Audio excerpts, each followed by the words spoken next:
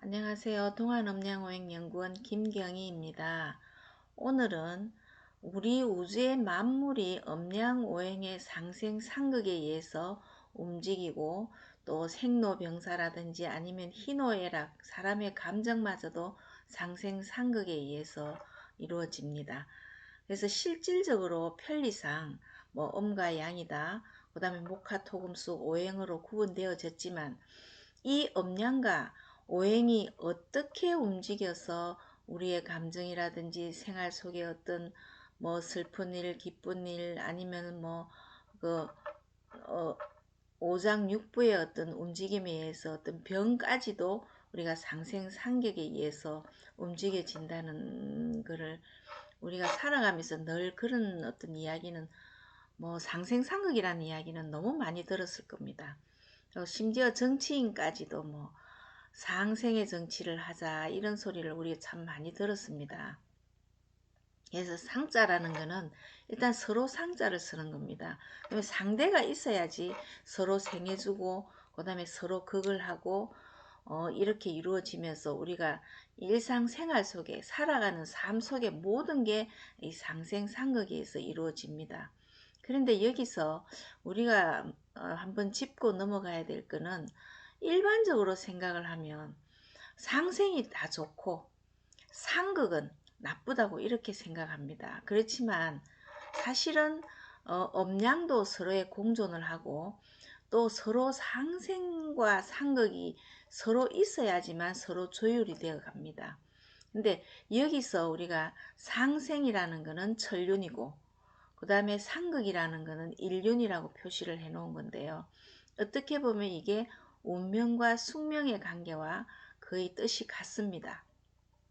그래서 상생이라는 것은 우리가 봄이 오면 여름이 오고 여름이 가면 또 가을이 오고 가을이 오면 겨울이 오고 다시 또 봄이 오죠. 그래서 이게 어떤 상생의 관계입니다. 상생의 관계라는 것은 사실 부모와 자식 간의 관계예요. 우리 대한민국의 부모님도 마찬가지지만 전 세계의 어떤 부모님들은 자식들에게 계산 없이 조건 없는 사랑을 줍니다. 이게 상생의 관계라고, 그래서 천륜이라고 그럽니다. 어떻게 보면 숙명이죠. 근데 상극의 관계는 부부간은 서로 극의 관계로 만나집니다. 그래서 극이라고 해서 다 나쁜 건 아니고 서로 부딪혀 가면서 조율을 해가면서 하나의 우리 가정을 이루듯이 부부간에는 어떤 상극의 관계고요. 그 다음에 또 친구들 관계, 사회에서 만난 사람들 관계도 서로의 상극의 관계입니다. 서로 성격이 안 맞으면서도 서로 조율을 해 나가면서 싸웠다가 화해를 하고 이런 관계가 사실은 그 상극의 관계거든요. 그래서 만물은 상생을 거쳐서 상극을 해야지만 하나의 작품이 이루어집니다. 그리고 실질적으로 상생이라는 것은 우리가 부모님에게 어떤 모든 어떤 것을 받아서 태어나면은 이게 상생관계죠. 부모와 자식과의 관계가 상생관계고 또 자라서 성인이 되어서 서로 극의 관계하고 부부를 만들어서 상생과 상극이 하나가 일치가 될 때 하나의 가정이 완성이 됩니다. 그랬듯이 음양도 공존을 하듯이 상생과 상극의 관계도 사실은 공존을 합니다. 상생만 있어도 살 수 없고 또 상극만 있어도 우리가 살아가는데 굉장히 절름발이 인생이거든요. 그래서 사실은 상생과 상극이 같이 공존을 하면서 다듬어 가면서 이루어져야지만 하나의 완전체가 이루어진다고 봅니다. 그래서 여기에서 상생이라는 것은 사실은 뭉치면 살고 흩어지면 죽는다는 어떤 그런 이치입니다. 상생이라는 건 부모가 자식을 놓고 그 다음에 또 희생을 하고 또 적선을 하고 또 엄덕을 짓고 공덕을 많이 짓고 그 다음에 서로 도와주는 조건 없는 사랑, 그게 상생입니다. 그래서 상생은 사실은 내리사랑이에요. 우리가 내리사랑이라도 무조건 좋은 일만 있을 수가 없죠. 그 상생 중에서도 또 기륭이 또 있습니다. 서로 상생을 한다고 해서 무조건 다 좋고 어떤 좋은 일만 있는 건 아닙니다. 그 다음에 또 상극은 서로 극을 해서 극을 하면은 사실은 하나가 이기고 하나가 지게 되어 있습니다. 그래서 상대의 어떤 승패, 그 다음에 또 다스리는다는 어떤 의미도 있거든요. 그 다음에 상극이라는 거는 정복을 한다. 둘 중에 하나 상극을 하면 하나는 정복을 하게 되어 있고 하나는 이기게 되어 있고 하나는 지게 되어 있습니다. 이게 사실은 상극의 관계거든요. 그래서 상생이라는 거는 실질적으로 어떤 생해준다는 거는 부모가 자식한테 생해주는 거, 조건 없이 사랑을 주는 거, 그 다음에 희생을 하는 거, 이게 천륜이라고 보면 되고요. 그 다음에 상극이라는 거는 이것도 하나의 우리가 다른 시간에 말씀드렸듯이 어떤 수직과 수평의 관계입니다. 그래서 수직의 관계는 천륜의 관계죠. 그 다음에 수평의 관계는 일륜의 관계입니다.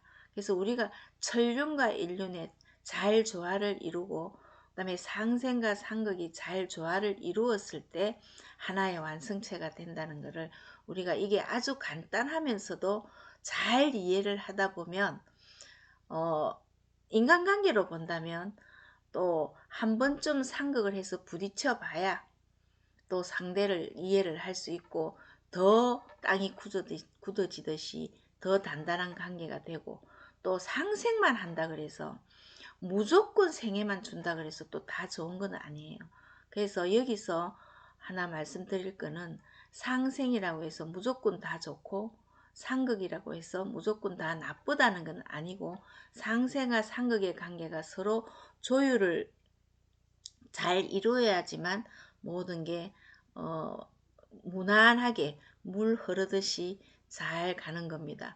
근데 우리 옛날에 어떤 조상의 지혜들이 굉장히 참 우리가 그 배워야 할 점이 우리가 이 엄양오행의 공부를 하다 보면 옛 어른들의 말씀이 철학이라는 것을 살아가면서 참 느끼거든요.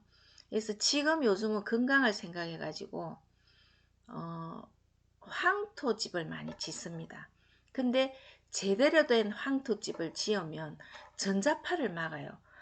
제대로 된 황토의 집에 들어가면 핸드폰이 안테나가 잘 안 터집니다. 그게 무슨 역할을 하냐 그러면 어떤 화생토의 역할을 하죠. 그 어떤 그 금의 기운이나 어떤 전자파의 기운이 토가 다 흡수를 하는 거예요. 또 옛날에 어떤 음식을 했을 때 음식이 굉장히 짜면 우리 엄마들은 짠 음식을 버릴 수도 없고 어떻게 합니까? 설탕을 넣습니다. 이 설탕을 넣으면 토국수가 이렇게 됩니다. 설탕은 단맛이기 때문에 토, 그 다음에 수는 짠맛이기 때문에 저기 토국수를 하면 짠맛을 융화를 시켜서 우리가 음식의 맛을 상극과 상극을 이루어 가지고 음식의 맛을 제대로 만들고 우리가 지금 그 부모님들이 어떤 그 음식궁합이라는 게 대해서도 보면 뭐 버섯 요리를 할 때는 팥뿌리를 넣는다든지 버섯은 위로 상승으로 뻗치죠. 그 다음에 파는 땅속에 이게 뿌리예요. 그래서 그 음식궁합에도 음양의 조화나 어떤 이런 부분을 음식을 해서 우리 건강을 지키는 그런 지혜를 가지고 살았습니다. 그래서 일상생활 속에는 모든 게 음양과 오행의 상생과 상극에 의해서 조율을 해가면서 우리가 살아가고 있다는 것을 늘 염두에 두신다면 거기서 많은 생활 속에 지혜를 얻을 것입니다.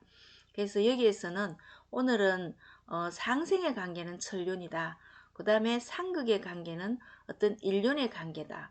그 조합이 잘 이루어져야지만 우리가 결혼 생활이라든지 사회 생활이라든지 어떤 대인 관계라든지 서로를 배려를 하고 서로를 격려를 하고 또 꾸짖어 가면서 이렇게 이루어진다고 봅니다. 그래서 상생상극에 대해서 너무 어렵게 생각하지 마시고 얘는 전문 지식인들만 우리가 공부를 하는 게 아니고 생활 속에서 이 음양이라든지 오행의 관계를 늘 생활 속에서 한번 연관을 지켜 이렇게 연관 지어 보신다면은 굉장히 우리가 지혜를 가질 수도 있고 살아가는데 많이 보탬이 된다고 생각을 합니다. 오늘은 간단하게 상생상극에 대해서 말씀드렸습니다. 다음 시간에 또 찾아뵙겠습니다.